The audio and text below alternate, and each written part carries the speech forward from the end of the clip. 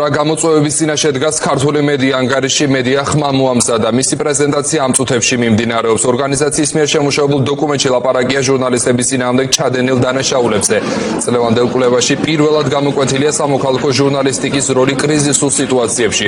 პრეზენტაცია გერმანიის ელჩმა პეტერ ფიშერმა გახსნა. ნუცა ბახუტაშვილი დეტალებით უერთდება ფორმულას პირდაპირ ეთერს ნუცა გისმენთ.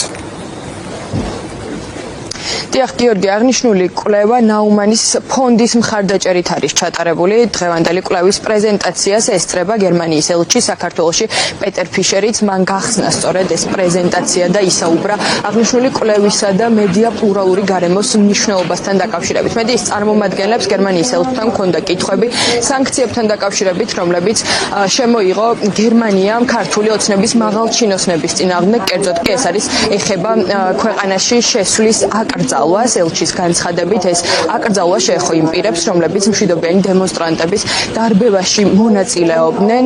ასევე კითხვები იყო ევროპული საბჭოს პრეზიდენტის ანტონიო კოშტასთან დაკავშირებით. მან ევროკავშირის გაფართოებაზე საუბრისას საქართველოს საკითხი არ ახსენა. ამასთან დაკავშირებით ჩვენ ვკითხეთ სწორედ პეტერ ფიშერს და მისი განმარტებით საქართველოს ყოველდღიურად უფრო შორდება დემოკრატიულ პროცესებს, რაზეც პასუხისმგებლობა ეკისრება ქართულ ოცნებას. სწორედ ეს გახდა მიზეზი, რატომაც ანტონიო კოშტამ არ ახსენა საქართველოს საკითხი გაფართოების საკითხებზე მსჯელობისას.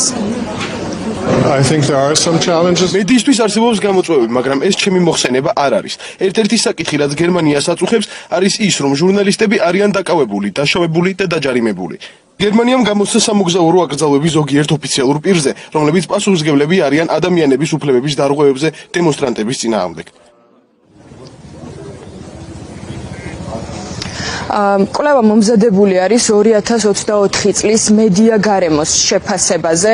აღწერილი არის ყველა ის საფრთხე და გამოწვევა, რის წინაშეც ლოკალურ და ასევე გლობალურ დონეზე ჟურნალისტებს გამკლავება უწევდათ 2024 წლის განმავლობაში. აღსანიშნავი და საინტერესო იყო 2024 წელს ქართული მედია გარემოს შეფასება.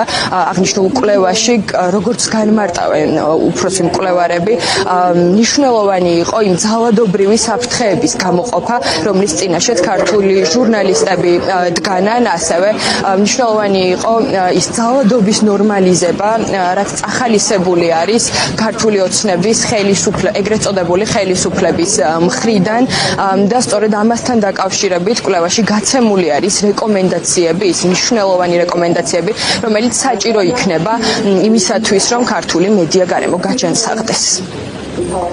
მედია ხმამ შეაფასა 2024 წელი, რომელიც იყო მსოფლიოში სუპერარჩევნების წელი, მოგეხსენებათ, ამიტომ მნიშვნელოვანი იყო გლობალური კონტექსტიც და მნიშვნელოვანი იყო ადგილობრივი კონტექსტიც, რომელიც ჰქონდა.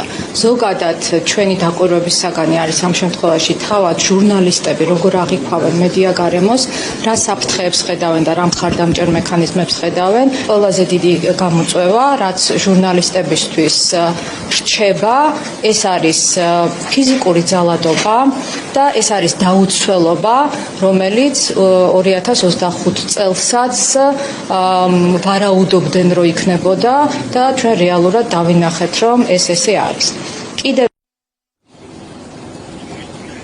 მედია ხმის მიერ მომზადებული კვლევის პრეზენტაცია ამ წუთებშიც მიმდინარეობს. მას როგორც დიპლომატიური კორპუსის წარმომადგენლები, ასევე ჟურნალისტები ესწრებიან აღნიშნული კვლევის პრეზენტაციას მედია მენეჯერებიც. მათი თქმით მნიშვნელოვანი არის აღნიშნული კვლევა, რადგან ქართული მედიას სივრცე არის მეტად პრობლემური, განსაკუთრებით კი პრობლემური არის ქართული კრიტიკული მედია და ის მდგომარეობა, რომელშიც მას მუშაობა ყოველდღიურად უწევს, კერძოდ კი ქართული ოცნების მხრიდან წახალისებული ძალადობა ჟურნალისტების წინააღმდეგ. მადლობა, ეს ნუცა ბახუტაშვილი იყო პირდაპირ ეთერში.